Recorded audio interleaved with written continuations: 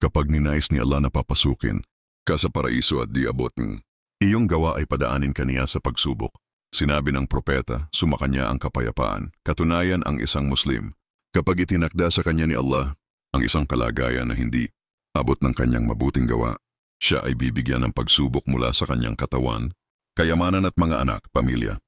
Muli pagkalooban siya ng pagiging matiisin sa bagay na ito, hindi siya magagalit hanggang sa marating niya ang nasabing antas, pinakamataas na kalagayan sa paraiso na ipagkakaloob sa kanya. Ang hadith ay authentic ayon kay Sheikh Albani. Note, ugaliing maging matiisin sa mga pagsubok na dumarating dahil nasa likod nito ang maraming biyaya na ipagkakaloob ni Allah, paraiso. Ang tumatamasa ng maraming biyaya sa kabila ng kanilang patuloy na pagsuway kay Allah, katunayan ito ay hindi biyaya kundi isang parusa sa kanila na hindi nila nararamdaman, istidraj. At darating ang panahon na bigla na lang silang sakmalin ng masakit na kamatayan. Kung ikaw ay may sakit, alalahanin na milyong mga tao ang mas may matinding karamdaman kaysa sa iyo. Kung ikaw ay may kahirapan sa buhay, alalahanin na milyong mga tao ang hindi nakakakain sa loob ng ilang araw. Bigyan na lang natin halimbawa ang Palestine.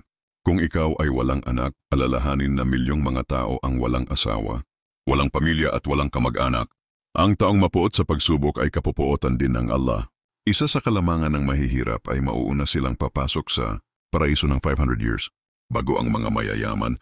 Pinagkuhanan sa usapin, hadith, Innal abda idha sabaqat lahu min Allahi manzilatun, lam yablugha bi'amalihi ibtalahu Allahun fi jasadihi aw fi malihi aw fi waladihi, thumma sabbarahu ala dhalika hatta yablughahu almanzilatu allati sabaqat lahu min Allah. Ta'ala, صححه الألباني في سنن أبي داود.